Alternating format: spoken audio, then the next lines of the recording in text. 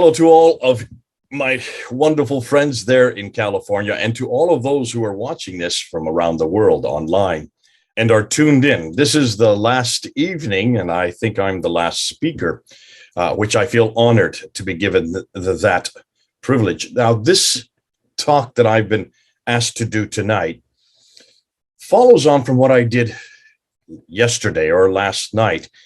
We've been asking and really pushing the boundaries on the historical critique of Islam. And we looked at the Quran yesterday. We asked about the Quran in the 7th century, and then we moved into the 8th century, and we looked at the Qira'at problem, this problem here, all these different Qurans, 30 different ones that have been found now by Hatun. It's not that she found them or she discovered them. They've always existed. They've existed for 1,000 years, but she was the one that made them public. And of course, shot that all over the world when we opened it up and showed them to the world back in 2016. And I said last night that we pretty much took out the Quran historically, and we took out this notion that it's been preserved perfectly. That we took out and shut down yesterday. Today now, we're going to look at another area. There are 3 major areas in the historical critique: the book, the man, and the place. The book would be the Quran, the man would be Muhammad, and the place would be Mecca. And so today we're taking on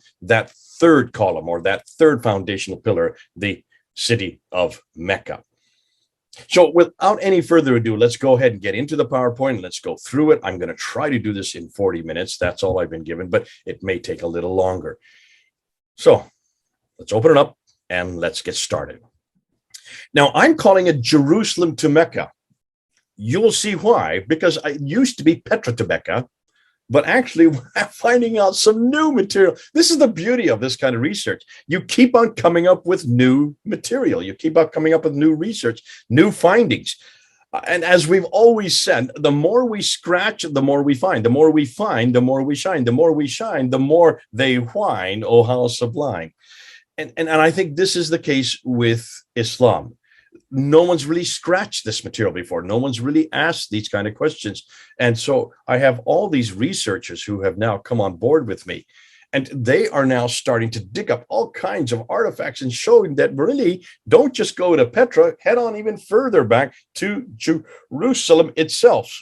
Because much of what we know about Mecca, much of what we know about the practices, you're going to see that in this talk, much of what we know now about Islam, it really began with the Jews in Jerusalem and then made its way to Petra in Jordan, and then finally all the way down south to Mecca in what is today Saudi Arabia. So that's why I called it Jerusalem to Mecca, and you'll pick up on that thing as we go through. And there'll be 5 areas that I'm going to look at: the Muslims' claims about Mecca, the historical problems with Mecca, the geographical difficulties with Mecca, Mecca's historical claims debunked, and then also the putting it all together, trying to make sense of everything we know about Mecca. And that's where we'll try to come to some kind of conclusions. Those final conclusions will hopefully we will be able to support. But again, much of what I'm giving you is what we call green papers. This is all original research, so it will keep changing. This is now September 2021. When we get to those final conclusions, I will remind you of that, just because this may change with all the new research and all the new stuff that we're uncovering. So let's talk about first the claims that the Muslims make. And it doesn't really matter whether they're radical, nominal, probably not the liberals, but certainly those on the right in the middle. Certainly 99% of Muslims would make these claims. They would say that for the last 1400 years, Muhammad has been the last and greatest prophet, final one as well. The Quran was his revelation sent down only to him. Mecca was his city to begin with, where he was born in 570 and where he moved from in 622. Considered by Muslims as the oldest city in history. That means it's where Adam and Eve were thrown down to. And therefore, Islam is the final religion based on Muhammad's life and sayings, the Sunnah, and on the Quran's teaching itself. Now, conclusion, obviously, from what you've just seen there, Islam is completely dependent on those 3 pillars: the book, the man, and the place, the Quran, Muhammad, and Mecca. So why not investigate both the Quran, which we did yesterday, Muhammad, which we've already done before, and we'll do it again, and then Mecca today, to see if indeed the Muslims are correct. But let's begin with just how important Mecca really is. And this is important according to the standard Islamic narrative. So this is what Muslims tell you and what they tell me. This is why they consider Mecca important. This is what they claim. It is the oldest and best known city in history. They would say that Mecca is where Adam and Eve were thrown down to from the Garden of Eden. That's in chapter 7, verse 24. Not the word Mecca, not the name Mecca. They were thrown down to earth. Their traditions are the ones that specify that it was the city of Mecca. Mecca is where Abraham lived when he destroyed the idols within the Kaaba. Again, that's in chapter 21, verse 51 to 7. Not the name Mecca. That word doesn't exist in that chapter at all. That is implied because he's there in the Kaaba. And the Kaaba, as we know, according to all the traditions, was in Mecca. So the traditions impose the idea that Abraham lived in Mecca. Mecca is the center of trade, north, south, east, and west. And we're going to confront that because especially Montgomery Watt's trade theory on why it was important. So it stands to reason, if it is one of the best known and best documented places in history, someone should know about it, right? When you look at the Quran itself, Mecca is the center of Islam and the center of history. No, everything I'm showing below now does not contain the word Mecca for one very good reason. The word Mecca itself in the Quran is only found in chapter 48, verse 24. It's only found one time, which is odd if it's such a great city, if it has this much importance, if it's been around from the very beginning. Why is it there's only one reference to it? What we do know in chapter 3, verse 96, that it's the first sanctuary appointed to mankind. Mecca, it says, is that Mecca? Who knows? It's the mother of all settlements, according to chapter 6, verse 92, chapter 42, verse 7, where the prophet came from. It doesn't say the word Mecca. We've already talked about Adam and Eve and Abraham living there. It is where Muhammad was born, and supposedly from 570 up until 622, it became the center of the Qibla, the direction of prayer, in 624, according to chapter 2, verse 149 to 50. So this implies that people were living there from the very beginning. Ironically, though, it was only referred to once in the Quran. When you look at Mecca, you also need to look at the vegetation that is referred to there. Lots of vegetation in the city, which implies water. If there's vegetation, you have to have water.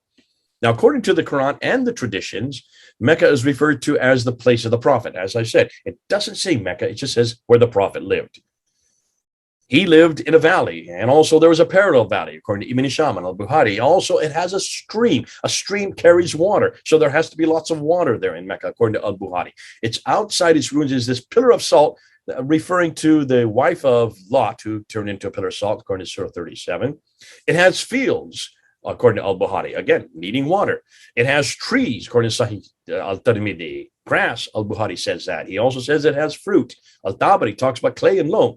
And also Surah 6 and then all 16 and Surah 80 all talk about olive tree. So all of these things, field, trees, grass, fruit, olive trees, all require water. One of the ironies about the olive trees, we don't know of any olive trees that early that existed in Arabia at all. All the olive trees that existed anywhere in the world were always way up in the Mediterranean. That's 600 miles further north. According to Ibn Hisham, there are mountains overlooking the Kaaba. If the Kaaba is in Mecca, then that means there should be mountains there.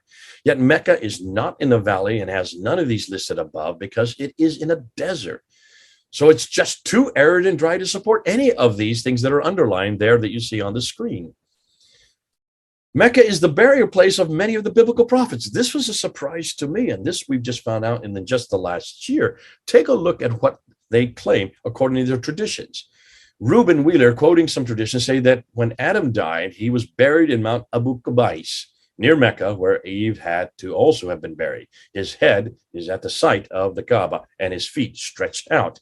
Now, take a look at this map I've just put up here. This is something I've just found out in the last few weeks.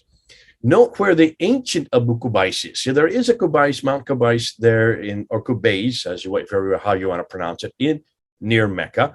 But the original Mount Qubais is way up near Latakia, just off the western or the eastern coast of the Mediterranean, way up in Syria. Look where the green arrow is. There it is.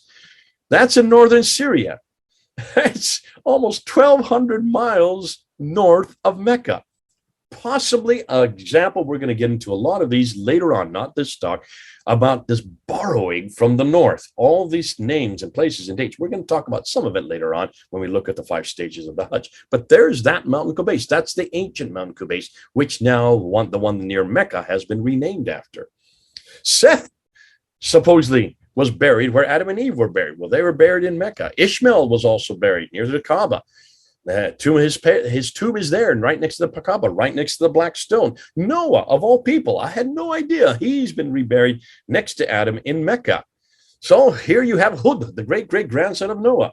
According to Surah 11, it talks about him. He is also buried in Mecca. Salih, the grandfather of Hagar, from Medina, died in Mecca. Where you die, you are buried. Prophets are always buried where they die. The Queen of Sheba, from way down south, looks like she was also buried in Mecca. Daniel, from the book of Daniel, he was also buried in Mecca. In fact, when you look at the traditions, according to Reuben, there are anywhere from 70 to 300 prophets buried in Mecca. If you look at the traditions, they include, as I already mentioned, Hud, Salih, Ishmael, Noah, Shu'aib, and I'm coming on down others like, well, there's 300 of them, so I'm not even going to try to list them, but they're all buried there in Mecca. Boy, that must be a great burial place with so many of them. Oh, that's got to mention that even as they're buried, if you were to uncover them, they're still praying in their graves. The earth does not consume their bodies. No matter how long a time passes, their bodies remain preserved from decay. So if we were to go to Mecca today and start digging down there where the Kaaba is, or just its environs around, in fact, that's what's being done as we speak, you can see all of the cranes that are all around the Kaaba where they're building all these skyscrapers. Are they coming across these prophets that are buried, almost 300 of them? I've not heard any word about it, but it looks like, according to traditions, that's where they're buried, and that's what happens to them. So let's just remind yourself, Adam and Eve, Seth, Ishmael, Noah, Hud, Saleh, Queen of Sheba, Daniel, 70 to 300 of the prophets are all buried there in Mecca. This would mean that almost all of the Bible will have to be rewritten and all of the stories be redirected 600 miles further south, if this is true. Yet there is so much evidence for the biblical narrative historically, yet almost nothing for Islam's. Now, what exactly problem or historical problems do we have with Mecca? There are so many, I don't even know where to begin, but let's start with the sources. The sources is probably the first thing you need to talk about. And this is one thing that really hit me way back in the 1990s when I came across it and I was told about it. Now, Islam's emergent, according to Islamic tradition, according to standard Islamic narrative, is this. Muhammad was born in 570. He started receiving revelations in 610. He went up from Mecca up to Jerusalem and went up to the seven heavens, called the Miraj, in 621. He then moved up to Medina in 622. Mecca was then conquered by him in 630, and then he dies in 632, and that's his life. That's what the standard Islamic narrative has been telling us. Abu Bakr then takes over, and then he dies in 634, so he only lasts 2 years. Umar then takes over, and he lasts 10 years because he dies in 644. Therefore, Uthman comes to power. In fact, Umar is killed, and so Uthman takes over, and he lasts, he lasts 12 years. And while he's on the throne, the Quran is compiled a second time. He is killed, and Ali takes over. And Ali lasts only 5 years, and he is killed. So that's the standard Islamic narrative of how Islam began. And all of this was taking place in and around Mecca and Medina. Now, here's the difficulty.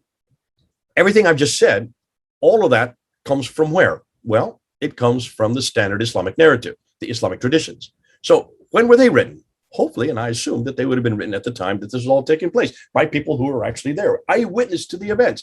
But the answer is no, absolutely not. Muhammad dies in 632, and that's when you would have hoped that the standard Islamic narrative was written, in 632, at the time he died, by people who knew him, or at least lived where he lived. However, the Sirah, the biography of Muhammad, was first written down by a man named Ibn Ishaq in 765, but we have nothing of Ibn Ishaq. We have to go to this guy, Ibn Hisham, who died in 833. Muhammad died in 632. Do your maths. You can see there's a problem here. And since Ibn Hisham only takes what he likes of Ibn Ishaq and throws the rest away, we don't know if any of it comes from Ibn Ishaq, so let's just throw him away as well. The other biography that's famous is the one from Al-Waqidi, who died in 835. So this is the 9th century, folks. This is over 200 years after Muhammad. We get the first biography. But we also have the sayings, the hadith, which are first written down by Al-Bukhari in 870, and then Sahih Muslim 875, Tirmidhi in 884, Ibn Majah in 887, Abu Dawud in 899, and Nasai in 915. So from 870 up to 950s. That's the late 9th century going up into the 10th century. We have these 6 major compilations of the sayings of Muhammad. But take a look at how late they are. They all come after al-Bukhari. Now we have another 2 genres, the tafsir, which are the commentaries, and the tahriq, which would be the histories of all mankind, written by al-Tabari in 923. That is the 10th century, folks. Are you starting to see a problem here? The earliest of the standard Islamic narratives that we're always quoting all the time doesn't even appear for 200 years after Muhammad's death.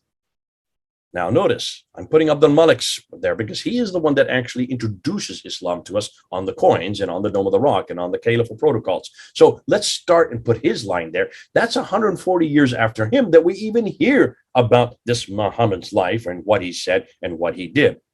So can you see that is a problem? And yet nobody's talking about this. No one wants to put this on a timeline. You now see the timeline, show your Muslim friends and say, you've got a problem. Because if that's the best source you've got, but hold on a minute. What about the Abbasids? They are the ones that really create the Muhammad we have today. And that's what we're finding out. The Muhammad of today is really the Muhammad of the Abbasids, and they come to power in 749. So it's the mid-8th century, which is over 100 years after Muhammad, that we finally get the Muhammad of today. I'm not going to get into that because we're not talking about Muhammad so much. We're talking about Mecca.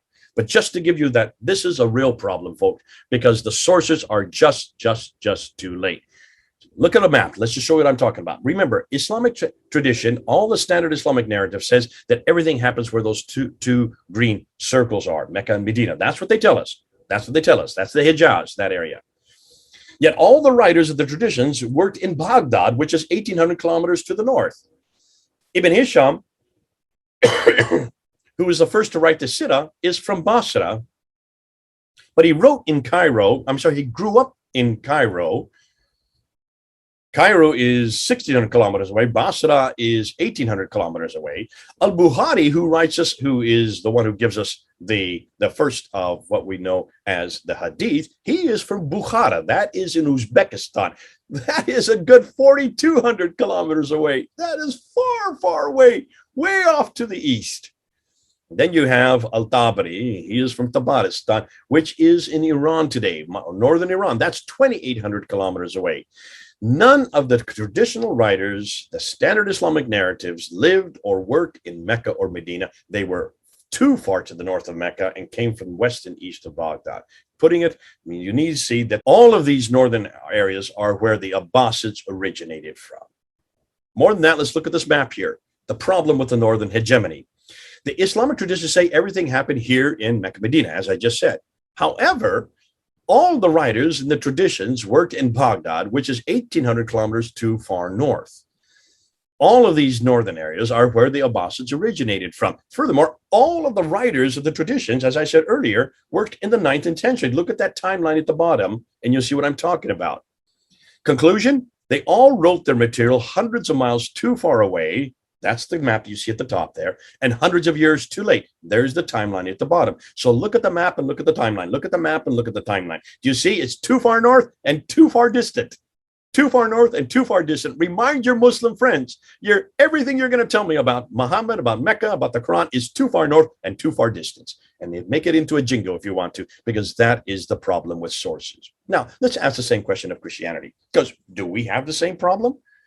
Are all our writings, and they are the traditions of Jesus. If you look at the New Testament, it follows the same genre. You have the Sirah of Jesus, which would be Matthew, Mark, Luke, and John, the black letter part of that writing. You have the Hadith of Jesus, which would be the red letter editions, the red letters wherever Jesus is speaking. That would be Matthew, Mark, Luke, and John again. And then you have the Tafsir, which would be the commentaries, which would be Paul's letters. And then you have the Tahriq, which would be the histories of the early church. That's the book of Acts. So let's look at the New Testament. It really follows the same genre as the traditions do. The Sirah, the Hadith, the Tafsir, and the Tahriq. So let's take a look and see where they were written and how long after Jesus' death were they written. Now, I'm going to step on a lot of people's toes. Listen, I know any of you who are watching, you're going to get angry with me because you're not going to like the dates I'm giving. I'm giving the most liberal dates. I'm not giving the conservative dates. I'm giving the most liberal dates to show you, even with the most liberal dates, I'm going to make my point, okay? I'm going to show you how much better our material is on who Jesus is and when he lived and what he said than what Islam has. So there, Jesus dies in 33 AD. The book of Acts, which is the Tahriq for us, would have been written between 52 and 62 AD. That's 20 to 30 years later. Paul's letters, would be the tafsir, the commentaries that talk about what Jesus said and did, would have been written 48 to 65 AD. That's 15 to 34 years later. Mark would be the beginning of the Sirah in the Hadith. That would be the biography and the sayings of Jesus. He died in 70 AD, so that's 37 years later. Matthew and Luke, who also wrote the Sirah and the Hadith, they died in 80 AD, so that's within 47 years later. And then John, the Gospel of John, would the last of the Sirah and the Hadith, he died in around 90 AD, so that's 57 years later. Look at that. That's the most liberal dates I could find. And now notice that they are all written by people within 29 to 57 years of Christ's death. The whole New Testament is written within 60 years of Christ's death. All of them, all of the writers, all of the New Testament writers lived in the same place Jesus lived. They didn't live hundreds of miles away. And they either knew him personally, like John and Matthew would have, or they got their material from others who did know him personally, and that's where Mark and Luke would have got their material from, and heard what he said. That's why it's so important that we put this on a timeline. Do a comparison. We do not have the problems that Islam have. Our sources are within 60 years of Christ's death, written by those who actually were with him, were walking with him, and heard him speak and saw what he did in the last 3 years of his life. That's why our source, no one really talks about our source like you have to with Islam. So for the scholars in the 21st century, there are a number of concerns concerning Islam, not Christianity, concerning Islam. Islam in Mecca, they say, as we know, did not exist in the 7th century, but evolved over a period of 200 to 300 years. The Quran probably was, well, not one man in 22 years, but likely evolved over a period of 50 to 100 years. Therefore, the conclusion, the history of Islam, and certainly the city of Mecca, at least from the time of Caliph Abdul Malik and before, is a later fabrication. Their concern is this: why did it take so long to write it all down? Why 200 to 300 years? Were these people just not literate? That's what Muslims tell me. Listen, hold on a minute. They controlled Basra, Damascus, Jerusalem, Cairo, and also they went as far away into the west, all the way over to Spain, and as far away over here, all the way to Afghanistan.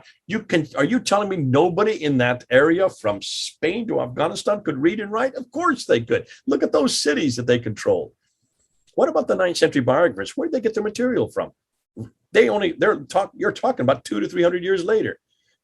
And if it is 200 to 300 years later, can we trust it? Should we trust it? Shouldn't we go back to the 7th century, go back to where Mecca, these events surrounding Mecca take place? Shouldn't we go back to the very century where Mecca existed? Let's do. And let's see what we're finding. No, we are only interested in the 7th and 8th century. I'm no longer interested in the 9th to 10th. Am I getting a broken record? Have you been hearing me say this? For a very good reason. Now, let's look at a map, because here's the map of what Islamic standard Islamic narrative tells us. It says that Muhammad lived in that brown area, and that by the time he died, that was the area that they controlled. By the time by the time Abu Bakr and Umar died, they controlled the orange area. By the time that Uthman and Ali died, they controlled all the pink and the orange and the brown area. And by the time, finally, when you get the Umayyad Caliphate, that controls all the way from India and in the east all the way to Andalusia and West Africa in the west. But we're interested mostly in just the brown, the orange, and the pink area, because that's the area we're talking about. That's the beginning of Islam. And we're looking at Mecca from that period, okay? Let's look in that period. Meccan Arabic is not Quranic. This is going to be troubling for anybody who believes that the Quran comes from Mecca, or the Quran comes from Medina, or that the Quran comes from Muhammad. Because the Quranic Arabic that you can see on it, this is the green area that all the standard Islamic narrative and every Muslim, in fact, everybody I know says where the Quran comes from, that green rectangle there. That's the Hijaz. That's the area where Mecca and Medina exist. But the Quran, the Arabic in the Quran does not come from that area. It has grammatical structures that are different. And the grammatical structures all come from much further north around Jordan. The Irab, unstressed inflectional short final vowels, are marked with diacritics known as Irab because they were characteristic of the Bedouin dialects. You have the Tarba Buta, which is the circle with the two dots above it, the ta, to make it feminine at the end of the word. That did not exist in the Hijaz, but it did exist with the Nabatean Aramaic, which is much further north. The Aleph Maksur, it looks like an S shape. It's the Yah sound at the end of the word. or the I sound that comes at the end of words. That does not exist in any Arabic that came from the Hijaz, but it does exist in Nabatean Aramaic. The definite article, the introduces a phonic coronal consonant. That comes from Nabatean Aramaic. The Sabaic Arabic, which is way down south, where that big, you can see the big red square is, that's the Arabic that existed in the Hijaz. It originated from Yemen and made its way up north, up to Mecca and Medina. Well, not Mecca, but to Medina. Around 600 BC is where it was created. Yet it contained vowels and consonants needed for the Quran.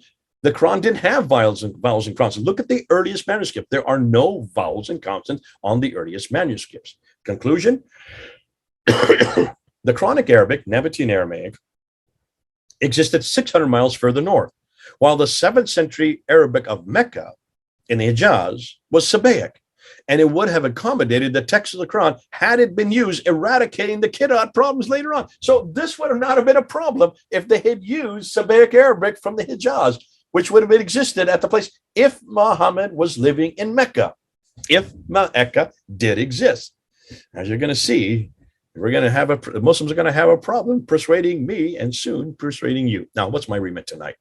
We are no longer interested in the 9th and 10th century. As I said before, they are just too late, too far away to be trusted. The traditions were all constructed by the Abbasids from 749 and on.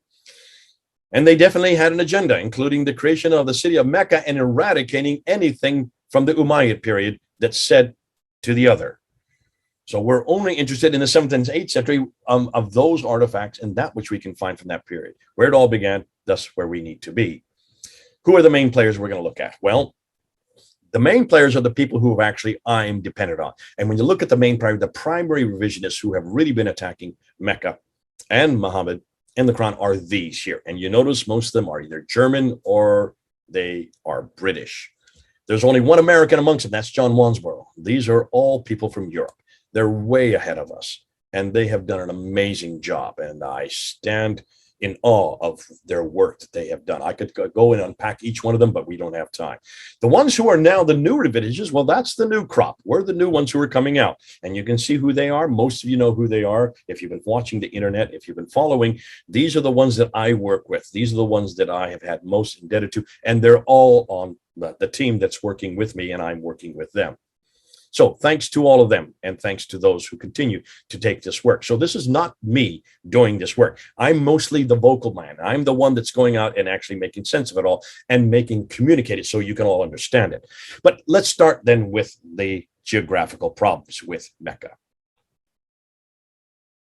And as you're going to see, they're all in the wrong place and they're all in the wrong time. The origins of Mecca, according to what I now know today, what I want to plan to do, we need to first go back in history prior to the 7th century to the periods leading up to the emergence of Islam. So let's begin with the land of Arabia, including the Hijaz, where Mecca is situated. This is where the standard Islamic narrative suggests it all began. Here's the problem. Look at the maps. So let's start with the maps. Now, we don't have any maps that are early. We have this one here, but this is from 1482.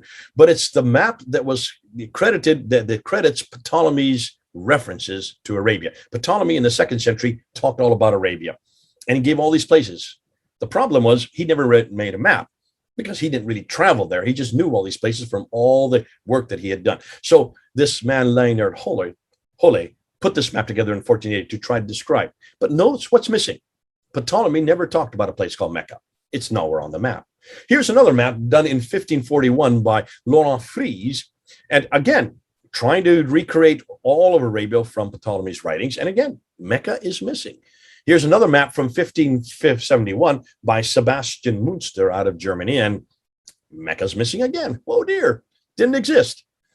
Now, this is another map that has been made today to go back and try to find out everything we know about the 7th century. So it's going back to the 7th century for everything we would have known at that time. And notice Mecca is even missing on that map. Here's another one. A 7th century map, supposedly, again, Mecca's missing, just doesn't exist. It should be wherever that little question mark is, the red question mark. The 7th century Qiblas also were missing. So everything we've seen about the map show that there was no Mecca. Now let's go to the Qiblas. This is Dan Gibson's work. He's done an amazing job from 1989 up into 2005, I think it is where he did his greatest work, but he's still working as we speak. He's not stopping. And what he found by going to all the qiblas, all the mosques there in the 7th and 8th century, he noticed that all the mosques up until 706 were all uniquely facing Petra in Jordan, 600 miles further north. The qiblas is the direction of the mosque where they all have to pray. They were all facing where you can see all those lines are, from as far away as Guangzhou in China, and Sherman in Kerala in India, the Sana up in the Tarakhana, Bibi Samarkand in Uzbekistan. They were all facing Petra uniquely up to 706. Then in 706, some in-between mosques start to show. They're not pointing to any specific place. Halfway between Petra and Mecca, right in the middle of a sand, there's nothing there. There's no mountain, no stream, no village, no town, nothing. Just desert. But they're there for a reason. So that's why we're going to have to find out what were they doing. And from 706 to 772, you had these in-between mosques. Then finally, you get the Meccan Qibla. And that is first introduced in 727. Remember, Muhammad died in 632. The Qibla was canonized according to the Quran. What if you believe the Quran is correct? From 624 on. So every mosque from 624 should be facing Mecca. They don't begin to face Mecca until 727, over 100 years later. And then it's not till 876 that all the mosques then face Mecca. We get another group of mosques that's coming out of North Africa and also Andalusia, Spain today, that are facing parallel between the line that goes between Petra and Mecca. What in the world is going on? They start to appear in 732. That's a good 100 years after Muhammad. Why? You're going to see why. This has to do with a political statement, but hold on. So all the qiblas were facing towards Petra up until 706. There was confusion for the next 100 or more years.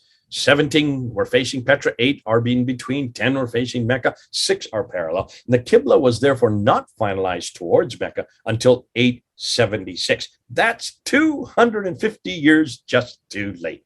You've got a problem with Mecca.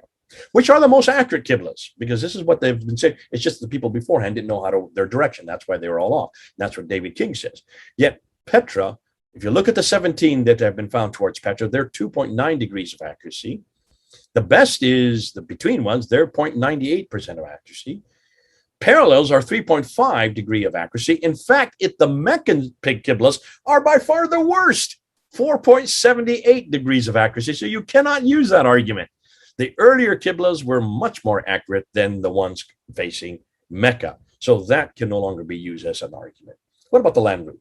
And this is, boy, if Mecca was an important city, it had to be on the trade route. And this is what all the Muslims tell us, that it is on the trade route. The standard Islamic narrative said it controlled the trade route, north, south, east, and west. So Montgomery Watt helped them with this. In the last century, he wrote a great book and he did some studies. And he said, well, listen, the reason of why Mecca became important, because it's really not anywhere where there should be trade going through it. Looking on a map, you can see there, it's kind of off the beaten track. So he said, this is how you solve it. And this is what he said. All the trade coming from China and India could not go over the Hindu Kush or the Himalaya Mountains. So they had to come from the western coast of India, and they went up across the Arabian Sea, through the Persian Gulf, up to what is today Basra. And then from there, it would go right across Iraq and Syria over to the Mediterranean. That's the trade route. And that was the case up until the 5th century. But in the 5th century, there were two great empires, the Sasanian Empire, which are Persian, and the Byzantine, which were Christian. These two empires, the Persian Zoroastrian Empire, started warring with each other. And as they were warring with each other, they shut down that trade going to the Persian Gulf. So boom, that got shut down. Montgomery Watt comes to the rescue and says, well, not a problem. Because it got shut down the Persian Gulf, they had to redirect the trade. And so what they did, they came across the Arabian Sea, there to Aden, and from Aden, they went zip right up the western coastal plateau, through Mecca, up to Gaza in the north. So that was known as the trade route theory. I remember hearing it, I remember studying it, and I never thought anything about it. I thought this was true. And then Patricia Corona, who reads and writes 15 languages, came in 1977, and then specifically 10 years later in 1987, she said, hold on a minute. Let's take a look at Arabia again, a little bit more specific. She said, are you telling me that they would take the goods off here at Aden, and then they would go up to Taif, there where I've just shown, and they would then get off the plateau and come back down to Mecca, which is their town about 1,000 meters off the Western Plateau. And then they would go back up the Western Plateau to get to Yathrib. And from there, they would head on up to Gaza. Notice there's a detour there. That doesn't make sense. Especially, why would you get off the Western Plateau, come down 1,000 meters when there's no water there? It's a desert. There's no vegetation. If there's no water, there's no vegetation. If there's no vegetation, there's no town. If there's no towns, there are no people. If there are no people, there's no trade. And so that would not make sense, she said. So she decided to go back and find out what really happened. Now, remember, this woman reads and writes 15 languages, so she could go back and find everything about all the languages. And this is what she found. She debunked Montgomery Watt by saying, no. The trade did come across the Arabian Sea. That's not in doubt.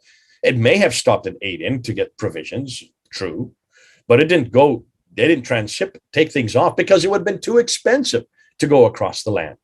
When you have a waterway going right up the Red Sea, there's the Red Sea. You keep the goods on board the ship. That's what we do today. That's why you have all these tankers all over the world, taking goods from all over the world, because it's the cheapest way to tend good, because all you need is wind to push your sails. And that's why they went right up there from Aden. They went right up to Agilis. Agilis is where they stopped. That's on the western coast in Eritrea. And then from Agilis, they went up the Red Sea, up then to Petra, up the Gulf of Aqaba, and then from Petra to Gaza, and then from Gaza, they went all over the Mediterranean world. So that was the new trade that she found by looking at the documents. You need to look at the documents. Don't look and suppose it. Find out what history tells us. And she just completely debunked Montgomery Watt. But hold on a minute. We've just learned something new in the last few months, in the last 6 months, what Patricia Crone didn't even know. Because she assumed, therefore, after it went from Agilis, it went right up the Red Sea, and therefore Mecca could, or certainly along the coast, it could have been part of the truth, but she didn't go far enough. And we have discovered something, that is the Red Sea trade never went through Arabia at all. Because people are still saying, well, it went through Jeddah. Jeddah is a city that was created on the coast so that it could service Mecca. It's very close to Mecca, only about half an hour away by car today. Mecca was up in the desert, but Jeddah was on the coast, and therefore Jeddah was the city that they went to after Agilis.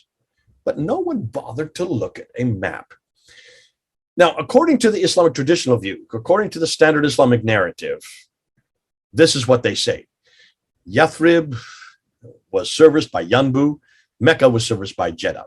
So therefore, Jeddah was the town that all the trade went through. Trade was not only by land, it was also by sea. Through the Red Sea, via Jeddah and Yanbu, following the Arabian coast. That's what the standard Islamic narrative tells us. You can see it on the map. That's what all Muslims tell. That's what everybody's, even Patricia Crone said that much.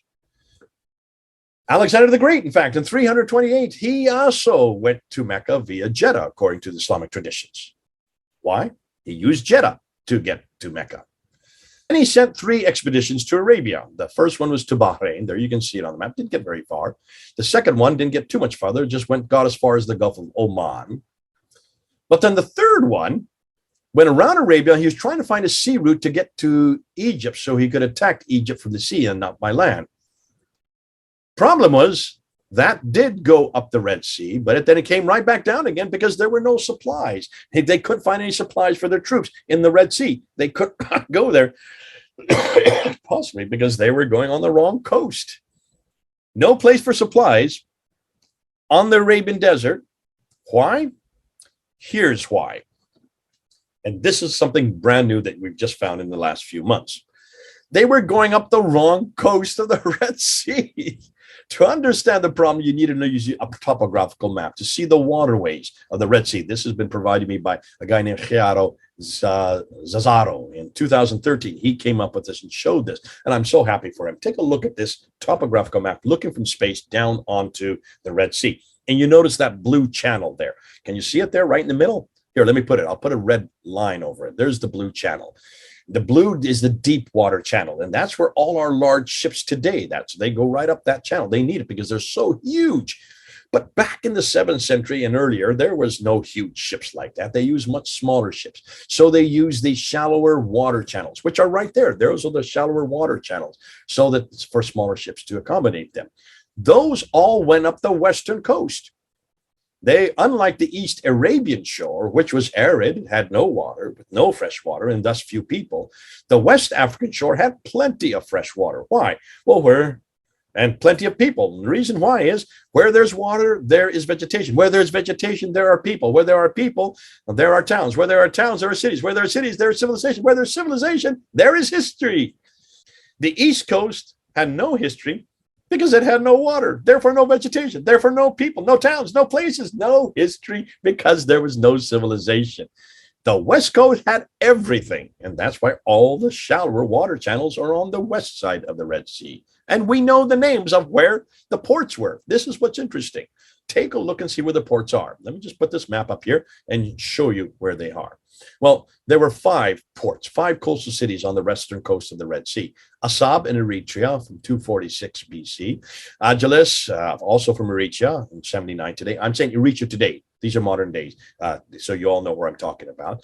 And then you have Suakin from Sudan. That's in 170 AD.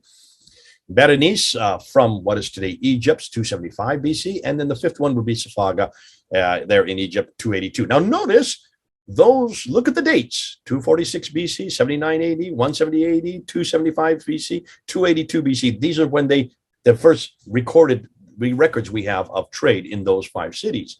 Those all predate Islam quite noticeably. And more than that, if you notice, you will also see that those 5 cities are equidistant for 1 day's ride by boat, proving that that's where all the trade was.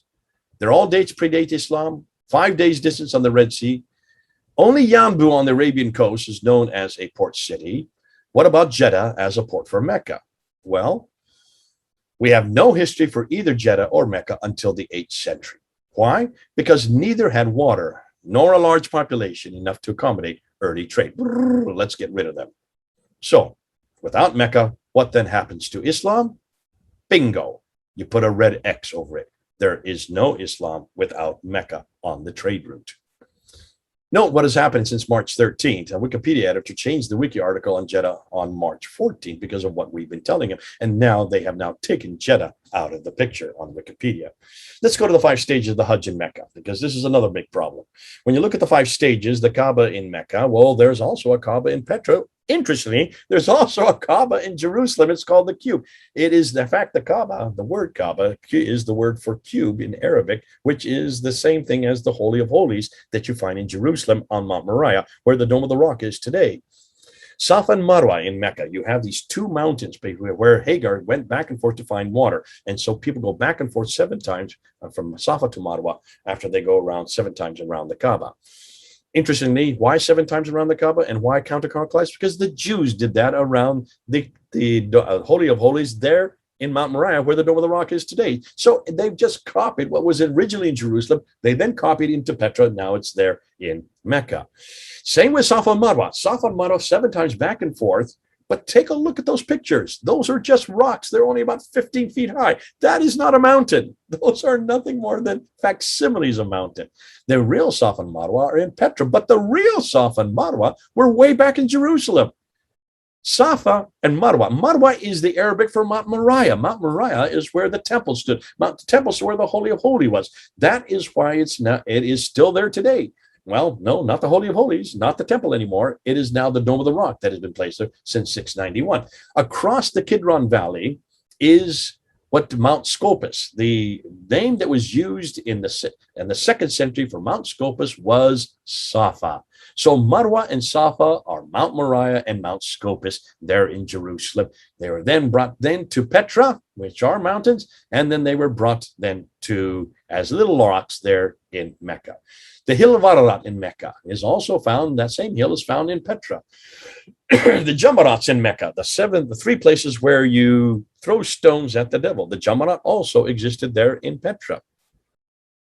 The Zamzam well in Mecca. That Zamzam well also existed prior to that in Petra, and most people are now saying the Prusul of Siloam in Jerusalem is where the original Zamzam well is. And then the Black Stone. What in the world is that black stone doing there in Mecca? Black stone on the corner, the eastern corner of the Kaaba, right there, the center of Islam. It is the place that everybody tries to kiss so they can get their sins forgiven, which is as idolatrous as you can get. The black stone did not exist in Mecca first. It first existed in Petra. Ibn Zubair is the one that took the black stone in the 680s, and he brought it down, looks like, to Mecca. More on that later. So, conclusions concerning Mecca's geographical problems. Well, we could not find any map showing Mecca early in the 7th century. Gibson's introduced the Qiblas all facing Petra up until 706. Crone debunked the land-based trade route in Mecca, and then we debunked the sea-based trade routes just this year.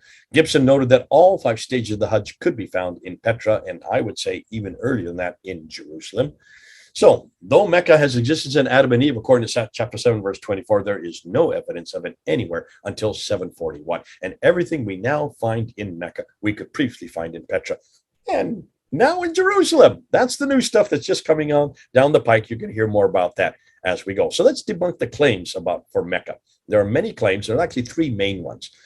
One is Agatharchides in the 2nd century. According to Muslims, this is where Mecca was. Why? Because Agatharchides, writing in the 2nd century, this Greek author, refers to the temple for all Arabs.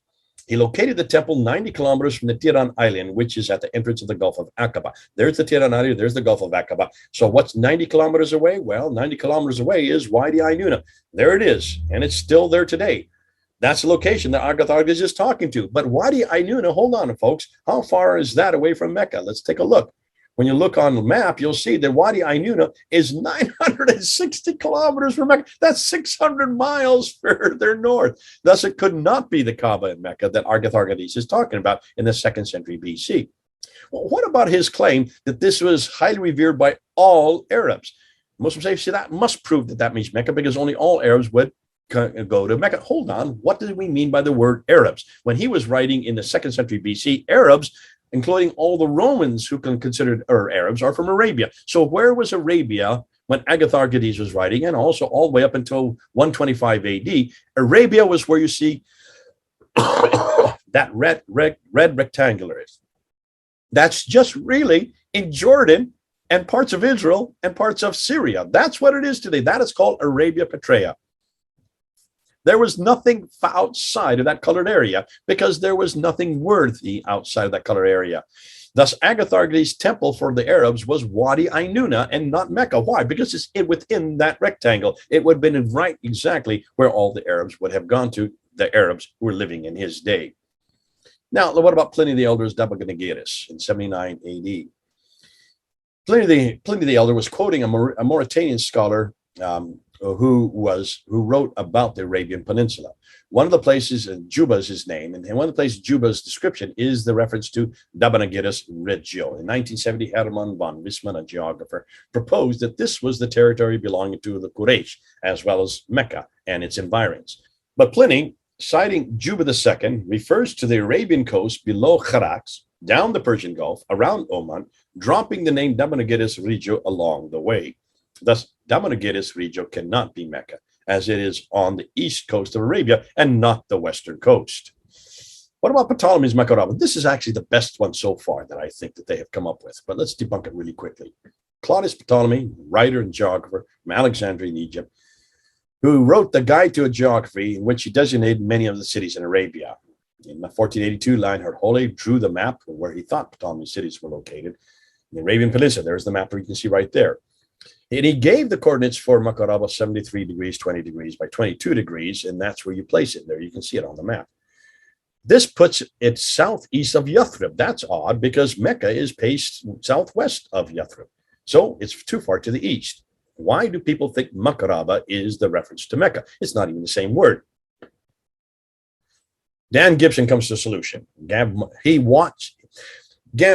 Gibson matched the towns and cities with the rivers, which still exist today, and overlaid them on a map at the left. Fortunately, this puts some of the cities into the Arabian Sea, which would not be exactly healthy for the inhabitants who live there. So he then matched Ptolemy's locations to the rivers and using mountains and rivers on a map, as you see on the left. By doing so, he's found that Ptolemy had not really been in Arabia, and he was not aware of the vastness of the desert between the north and the south in the Arabia's interior, with the result that he had plotted the locations in Yemen way too far north. By shrinking Ptolemy's map southward to accommodate the desert, Gibson found that many of his locations suddenly fit. They're now out of the water, they're actually on land where they should be, and they're almost all down in what is today Yemen and Oman, which would have been the Hadramaut then. So Makaraba becomes present-day Al-Mahabisha. Makaraba was not only an interior settlement of Arabia, but it turned out to be only a small hamlet situated in the Hadramaut area of Arabia, what is today Yemen, proving it was not Mecca at all. So I see I'm almost run out of time, so let's go ahead and put it all together. First of all, is there a conflict between Petra and Iraq? I know some of you are going to ask that. Are we getting two conflicting scenarios, Iraq and Jordan, or are they complementary? I would say that Iraq concerns politics, the Quran, and the theological debates, which come much later. Petra and Jerusalem concern really only the Qiblas, the direction of prayer, and the mosque, and also many of the 5 stages of the Hajj. Iraq both precedes Petra and returns following Petra. Iraq is important between 577 to 638, the quest for Muhammad. Petra is more important for 626 to 727, the Qiblas. And then Iraq then becomes important again after 736 with the Qurans and the Qiblas and everything else that comes then after that. So let's look at Petra versus Mecca, the one preceding the other. The need for a place. Petra has all the stations of the pilgrimage. We talked about the Kaaba. We talked about Marwa and Safa. We talked about the washing, the Zamzam well. We talked about the plains of Mustafa and the Jamarat platform. So we don't need to repeat that. Notice where Petra is. It is the ancient sanctuary city of tombs and temples. It is on the trade route, east, west, and north. Notice, not south. Mecca is not on any of the international trade routes, not even on the sea route, because of the Red Sea. You can see where the green arrows are going. Petra is where the Nabatean Aramaic was spoken and written, which later gave birth to the Quranic Arabic. Petra is also where the mosques up until 706 are facing, the Qiblas, that is, even as far away as Canton in China and Shahriman in India. Conclusion, Petra seems to have been the original sanctuary, later copied by Mecca, and I would say Jerusalem precedes it. Petra is much further north to support the later traditions once again. Now let's look at the 7th century scenario and let's try to put it together. In the 7th century, there were 3 major empires, the Byzantines and the Sassanids, on the green and the orange. In 622, however, the Byzantine Empire conquered the Sassanids, and the small city-states then filled the vacuum left behind. That's where the yellow arrows are. Ironically, we have no historical references for any Muslim caliphate at all from 622 to 661, not in the coins or the documents or the rock inscriptions. Now, in 661, Muawiyah as it comes and is the first of the Umayyad caliphs. So that's where the history of what we would think would be Islam comes to begin. The Umayyad Caliphate. We would think they would be Muslims, but they're not. If he was a Muslim, as traditions claim, then why was his capital not in the Hijaz, not way down in Mecca, Medina, or and where the traditions state that all the 4 previous caliphs lived and reigned? The Umayyad sanctuary, according to the Qiblas, was Petra, not Mecca. So that also confronts the standard Islamic narrative. Note how little land the Umayyads at first controlled, not much more than the Romans before them. So how then did Mecca become important? It's nowhere near there. That's 600 miles further south. To answer that, we need to move to 30 years later to the Caliph Abd al-Malik and his governor, Ibn Zubair. So let's go to Ibn Zubair. Why is he important? Who is he and why is he important? Ibn Zubair was the governor of Petra under Abd al-Malik from 685 to 705. Zubair rebelled in 686 against the Umayyad power in Damascus. Obviously, they're not in Medina and Mecca. We wonder why. He destroys the Kaaba in Petra and then takes the black stone. Remember that I said I'd come back to the black stone. The black stone is where God's presence is. So when he takes the black stone and from Petra and flees down to the south, perhaps to Mecca, he takes God's presence with him. The Abbasids were very interested in that black stone. They are also interested in coming and being an ally with Zubair. Who needs an ally? They're way up in Hira. That's in today's Kufa. That's in Iraq. So they joined the rebellion and they support Zubair due to their hatred of the Umayyads. Now, there's the map there. Take a look at that. In 680, Ibn Marwan supplants the Sufyani family in Damascus. That's the red area. His son Abd al-Malik becomes caliph in 685, also in Damascus. In 686, Zubair, governor of Petra, rebels against Abd al-Malik, destroys much of Petra, takes the black stone, and he flees the south. That's the yellow arrow, possibly to the Hijaz, where you see Mecca, the dark blue area. He needs allies, and so looks towards the Abbasids, who are headquartered in Hira, which is today Kufa. Note that the political capitals for Umayyads is Damascus, and for the Abbasids is Hira. The sanctuary for the Umayyads is Petra, and the sanctuary for the Abbasids then becomes Mecca. Two political capitals, two sanctuaries. As the Abbasids become more powerful, Mecca becomes more important. Why? Because they have the black stone, and the Abbasids are taking more political power. So why is this important? Well, the Arabs had been in power since the mid-7th century, but they had no religious identity. Abd al-Malik ruled in Damascus from 685 to 705. The Umayyads had now been in control since 661. And after 30 years, unlike their cousins through Abraham, the Christians and Jews, they had no prophetic line and they had no scripture. For 30 years, they've been dependent on the Jews and Christians to run their cities. They called them Maulas or Mawalis. There was a jealousy of the Jews and Christians because they had their own prophetic line and they had their own revelations, giving them an identity, which the Arabs did not have. This desire for an Arab identity was then created and introduced by Abd al-Malik. Now, let's see how he does it. Well, the first thing he does, as the great Arab reformer, he builds the Dome of the Rock in 691. Look and see where it's situated. It's higher than the Christian church on the Holy Sepulchre, sitting right on where the Jews considered the temple to have been, the Holy of Holies to have been. The Al-Aqsa Mosque was not built till 709. So don't confuse it. That's not the mosque we're talking about. Now, the significance of the Dome of the Rock, it's situated right there, smack dab at the sanctuary for the Christians and the Jews. It employs Byzantine architecture, but it's much larger. It sits above the Church of the Sepulchre. It's situated situated on the holiest city for Jews. That is where the temple was. That is where the Holy of Holies used to be. That's why it's not in Damascus nor in Mecca. It's in Jerusalem.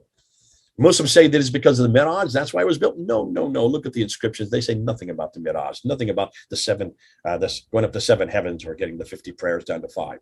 And why? Because you need to look at the only original part of the building. You need to look at those 2 inner ambulatories. When you look at the ambulatories, you'll see the Arabic there. When you look at the Arabic, just take a look. I don't have time to go in. I'm running out of time. But notice everything you see on the screen there is against Jesus, against his divinity, against the Trinity, against his sonship. It's all against Jesus of the Byzantine Christian. It's against the Monophysites. It's against his divinity. That's why the inner ambulatory, it was created by Abd al-Malik to attack the Trinitarian form of Jesus, the Trinitarian God named Jesus Christ.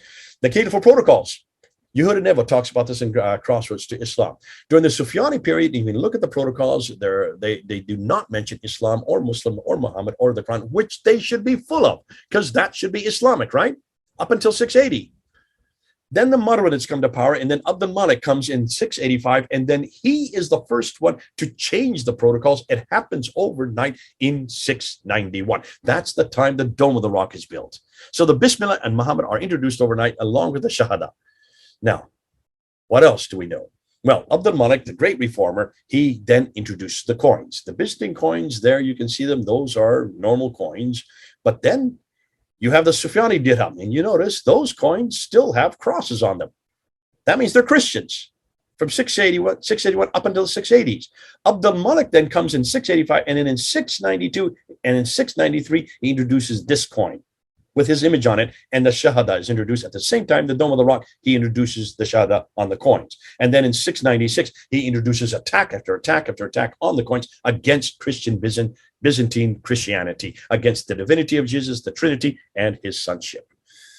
So Abd al-Malik introduces here an Arab identity in the guise of an Arab prophet. Beginning with the Dome of the Rock, it's larger than any other structure. It's facing the Arab sanctuary, Petra. It incorporates inscriptions which are against Byzantine Christianity. It introduces Islam. It introduces the people, Muslims, and it introduces the Prophet Muhammad. The Caliphal Protocols, overnight in 690, we do exactly the same thing. So do the coins. He replaces image with introduces Muhammad, introduces the Shahada on the coins, just like he did on the Dome of the Rock and on the protocols. Now, once they have the man, they now need a book. So that's when the book starts to get formed. That's why the earliest texts are found on the Dome of the Rock. They are not the same as what we find in the texts that we have today. The earliest Quranic manuscripts start to appear in 705. That's about the time of his son. They are not complete. They are not parallel with today's Quran. They have been changed and corrected throughout, and they don't get canonized until 1924, 97 years ago.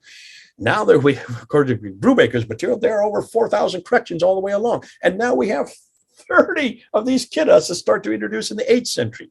So now they have the Book of the Man, but they haven't really finished either the Book of the Man. They needed a place. The Umayyads' sanctuaries in Petra were destroyed by the earthquake in 713.